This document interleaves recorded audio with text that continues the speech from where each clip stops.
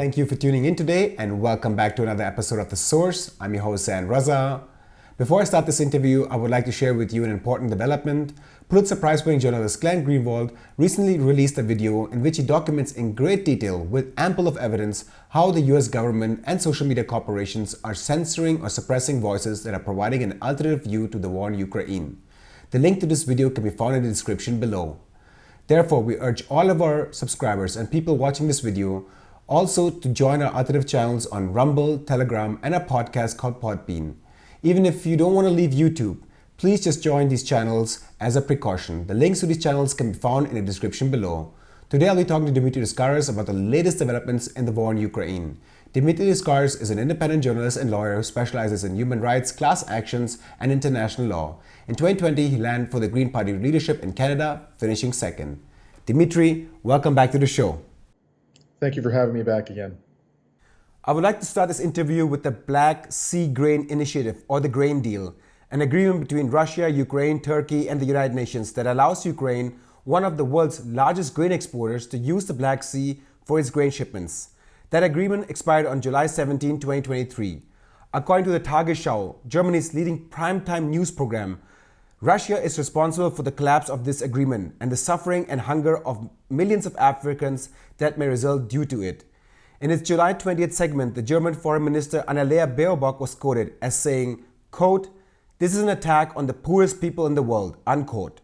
Before we get to the African-Russian summit, which took place in St. Petersburg on July 27 and 28, what do you think Russia left this deal, especially given the disastrous consequences it could have on the most vulnerable people in the global south due to rising food prices?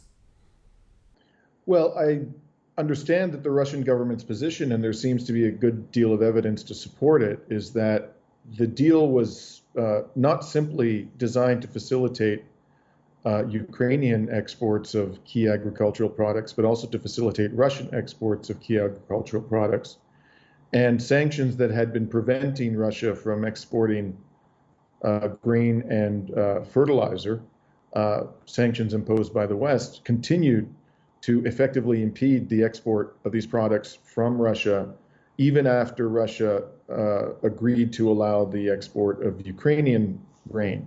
And so Russia finally got fed up and said, "You're not keeping your end of the bargain, and therefore we're not going to continue with this deal." There was also some concern that I myself have not seen, I would say, credible and compelling evidence to back this up, but there was a secondary and unsubstantiated concern that to some degree these grain shipments were being used as a cover for arms shipments.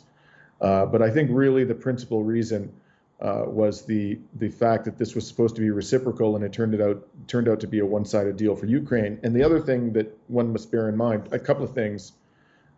First of all, the lion's share of these Ukrainian grain exports were not going to poor countries in Africa. By far, I understand the largest share was going to Spain, where it was being used to basically feed pigs for the upkeep of Spain's industry in jamon, a very important industry for that particular country. And, and other European countries as well were absorbing a very significant part of the Ukrainian grain exports. So to a large degree, the West is exaggerating to what extent the global South was dependent upon these exports. And the other thing I'll say is that Russia is offering to provide free significant quantities of grain to the countries in Africa that will be worst affected by this. So at the end of the day, Zane, I think if these sanctions weren't in place to begin with, and they were never approved by the United Nations, the West has an extraordinary habit of imposing unilateral, non-UN approved sanctions on countries that they deem undesirable. This wouldn't be a problem. But the problem started with the imposition of sanctions that have effectively impeded the exportation of Russian agricultural products. I want to stick to the Tagesschau and their reporting, as it's one of the most watched programs in Germany when it comes to daily news. They commented on the African-Russian summit in their 27 July segment by stating that the summit was a way for Putin to shore up political support in the United Nations, where the African Union has 50 votes, since Russia, according to Tagesschau, has, quote, hardly any supporters, unquote. Further, more in the segment, they stated that almost all African states attended, but only 21 leaders and head of states attended, which is way below the last summit in 2019. Putin, on the other hand, which you just mentioned, announced to maintain grain supplies to Africa and even promised to provide free grain to 6 African countries. Is Russia's position in Africa faltering? And is this, as the Tagesschau put it, a way to shore up political support? How would you evaluate the summit? Well, as I understand it, only 7 countries of Africa were unrepresented. You indicated the number of African countries that sent heads of states. A significant number of other African countries sent delegations and were represented at the summit, even though their heads of state did not attend. So the vast majority of African countries were, in fact, represented at the summit. Furthermore, it's important to understand that this is despite the fact that the West is applying very considerable pressure on these African countries not to go. And the West has had typically, significant economic levers to use to apply that pressure. So I think it's remarkable that as many countries were represented at that summit, either by heads of state or lower level delegations, despite this extraordinary pressure. And the other thing, I just did a speaking tour on the Ukraine war in Canada, Zane, and part of my presentation was to discuss about this whole concept of isolation of Russia in the context of the actual statistics. Now, it's true if you look at the voting at the United Nations General Assembly in terms of condemnation of what Russia did, there is widespread rhetorical support, shall we say, for condemning Russia's invasion of Ukraine. But if you actually look at a map of the countries that have imposed sanctions on Russia, outside of the West, almost no country has imposed sanctions on Russia. And in fact, a close trading partner, almost the entirety of Latin America has not imposed sanctions on Russia. Almost the entirety of Africa, the vast majority of Asia hasn't imposed sanctions on Russia. And even in North America, Mexico has refused to impose sanctions on Russia. Mexico just refused to attend a summit that Saudi Arabia, a peace summit that Saudi Arabia is organizing on the grounds that Russia wasn't invited. And this is, as I say, a close trading partner and ally of the United States and Canada. And the same goes for weapons transfers. The vast majority of countries in this world have not sent weapons to Ukraine, despite very considerable pressure being applied, particularly on Latin American countries, to do that. So if you look at what countries are doing in terms of concrete action to take one side or the other, the vast majority of countries have taken a position of neutrality and continue to have a robust economic, not robust, but significant economic and political relations with Russia. That's the reality, and that's been the case throughout the period of the invasion. I would like to switch to the developments taking place on the battlefield in Ukraine. On July 28, Ukrainian President Zelensky posted a video showing a group of soldiers holding a Ukrainian flag, saying they had seized back control of the village of Starmyrsky in the Donetsk region. The Ukrainian president congratulated his troops on reclaiming the village, and Western commentators call it a significant breakthrough in its ongoing counteroffensive. How would you assess this victory? Are the Ukrainians now finally beginning to break through the Russian lines? No, not at all. And this is a much ado about nothing. This village apparently had, I stress, somewhere in the range of 200 homes. It was a quite small community. It has been razed to the ground by artillery. It is very difficult as a result of that for either side to actually hold it for any significant period of time, because the village is within range of the artillery of both the Russian and the Ukrainian forces, and there really is nowhere to hide. And in fact, the CNN, a very pro-NATO, pro-Ukraine media outlet in the United States, just wrote an article entitled that very phrase, "Nowhere to hide." And they interviewed Ukrainian soldiers who are at the front line of this battle, and they discussed the fact that this village has been entirely annihilated, almost entirely annihilated. It's extraordinarily difficult for anybody to hold it, and effectively it's now in the gray zone. So this is by no means any kind of a durable or game changer type of event, but really the most important thing of all, Zane, is that nowhere on the front line has Ukraine actually broken through the first line of defense even the first line of defense. Russia has a layered defense, 2, 3 layers, sometimes more, built up over many months in preparation for this offensive. And after 2 months approximately of extraordinarily intense combat and very heavy losses, I'm going strictly on the basis of Western media reports. We don't have to pay any attention to what the Russians are saying. Western media reports have acknowledged that in the past 2 months, Ukraine has taken extraordinary losses, and they haven't even broken through the first line of defense. By any rational measure, this is a debacle.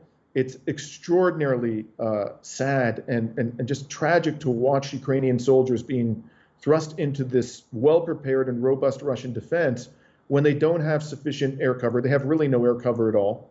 Their artillery is not adequate to meet the level of artillery strikes from the Russian side. They haven't had anywhere near the level of training that the Russian forces have had. And they're on the offense, which means they're going to, just by the nature of combat, take significantly higher casualties. So they're doing this, they're setting themselves up for higher casualty rates in the ratio of approximately 3-to-1 historically, with inadequate training and inadequate equipment. And the Wall Street Journal put out an article recently. Again, this is not anything other than a pro-NATO, pro-Ukraine media organization in the West, saying that the Western military officials actually knew. They knew in advance that the Ukrainians did not have the means to conduct a successful counteroffensive, but they urged them to do it nonetheless because they're fearful that support for this proxy war is going to dry up in the West, in particular the United States. So this was, in effect, as they call it in American football, a Hail Mary. That's what it was. And they sent tens of thousands of Ukrainian soldiers to the slaughter in order to try to achieve something, some desperate last moment before the Western publics turn against this heinous war. On July 21st, the Tagesschau, I mentioned them once again, did a very interesting segment on the use of cluster munitions that the US recently provided to Ukraine and which Ukraine has been using now in the war. It seemed like a complete justification. In this segment, the reporter firstly stated that Russians are also been using cluster munitions since the start of the war, even on civilians. Secondly, he stated that since Ukraine did not have sufficient conventional ammunition, cluster munitions would help fill that gap. Thirdly, he reasoned that the defense minister of Ukraine provided a plan that committed to not using cluster munitions in the Russian territory and only on the battlefield, where a proper accounting would be used where these cluster bombs were dropped, so that in the future it would be accurately assist in the demining process. What do you make out of these reasons? Does it justify the use of cluster munitions by Ukraine? And will this weapon be decisive in breaking the Russian defense lines? First of all, I don't know that it has been established that Russia did use cluster munitions, particularly in civilian areas, prior to the provision of cluster munitions to Ukraine. My understanding, in fact, is that the Pentagon was asked this question last year by the press whether or not Russia was using cluster munitions, and the Pentagon's response was essentially that we don't know. So it's certainly possible that Russia did. But Russia has not undertaken not to use these cluster munitions. It isn't a party to the treaty that bans them, first of all. And secondly, even if it's true that Russia used cluster munitions, that does not justify the West providing cluster munitions to Ukraine. We don't have to engage in the behavior that we have condemned in the Russians. And in fact, at some point, I believe it was the prior spokesperson, not the current one, for the Biden administration, referred to this as a war crime.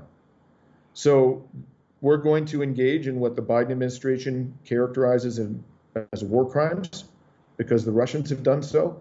I thought that we in the West were supposed to set a higher standard and that we were supposed to be the champions and defenders of international law and human rights. So whatever the Russians may have done in this regard, and if they've been using cluster munitions in civilian areas, of course, they should be bitterly condemned and people should be held accountable for this in accordance with due process of law. But in no way, shape, or form should we, consider ourselves free of any moral or legal obligation to refrain from the use of cluster munitions or providing them to Ukraine. According to a July 31st report by Al Jazeera, Saudi Arabia is preparing, what you also mentioned earlier in the interview, to host a summit to discuss Ukrainian President Zelensky's plan for peace. The 10-point peace formula, as it is called, includes the restoration of Ukraine's territorial integrity, the withdrawal of Russian troops, the release of all prisoners, a tribunal for those responsible for the aggression and security guarantees for Ukraine. Russia has not been invited, whereas high-level officials from the US, European Union, UK, and other countries are expected to attend. How do you view Zelensky's plan? Can it create a basis for peace and help end the war? If not, what would a realistic plan look like? So this should not be called a peace deal.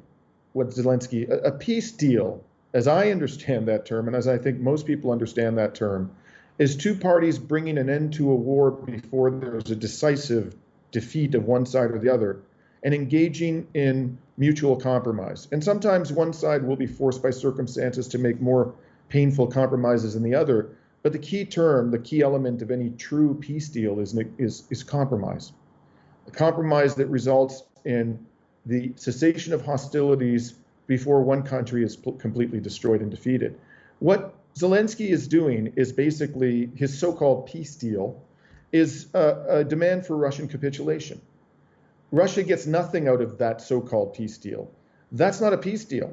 Now, maybe you take the position that this is the right thing for the Zelensky government to do, that it's entitled to demand every one of these things, but let's not pretend that this is going to bring about a cessation of the hostilities before one side or the other is defeated. Russia has absolutely no incentive to accept those terms because it amounts to a complete and utter defeat. And here's the reality, Zain. It's absolutely clear that there ain't going to be no deal, no compromise involving Russia, where Russia gives up not only the 4 oblasts that it has annexed under its own laws following the invasion, but Crimea as well, which for 200 years was part of Russia and is of strategic significance to Russia. That's simply not going to happen, and we should stop pretending that that's going to happen, that one day Vladimir Putin is going to wake up and say, you know what, I was wrong all along, and I'm going to withdraw all of our soldiers, including those from Crimea, and you can have all the land back, and we're going to let you enter NATO, even though we regard that as an existential threat. And we're going to not deal with the problem of neo-Nazism in your country, and we're not going to have any deal in place that requires you to honor the Minsk Accords, which you flouted for 8 years. This is delusional, Zain. It's absolutely delusional. And we should stop pretending that this is going to lead to anything other than a continuance of this war, ultimately leading to one defeat. And that defeat is almost certainly going to be Ukraine. This is the height of irresponsibility. If Mr. Zelensky is truly interested in bringing an end to the suffering of his people, he has to sit down at the table without preconditions and be prepared to make at least a few compromises. And at the very top of that list should be, finally, Ukraine's agreement not to enter NATO. At a bare minimum. And he's not even offering to do that. So I think that this is just a delusional behavior that will ultimately cause only more suffering to the Ukrainian people who have already suffered so much. Dimitri Lascaris, independent journalist and lawyer, thank you so much for your time today. Thank you, Zain. Always a pleasure. And thank you for tuning in today. Please, I urge all of our viewers before leaving to join us on our alternative channels on Telegram, Rumble, and our podcast called Podbean. The links to these platforms can be found in the description below. And if you're watching our content regularly, make sure to donate just €1 to €5 a month. If all of our 141,000 subscribers donate on a regular basis via Patreon, PayPal, or bank account, €1 to €5 a month, we will be able to sustain our operations for the next 5 years and provide you with daily non-profit news and analysis. I'm your host, Raza. See you guys next time.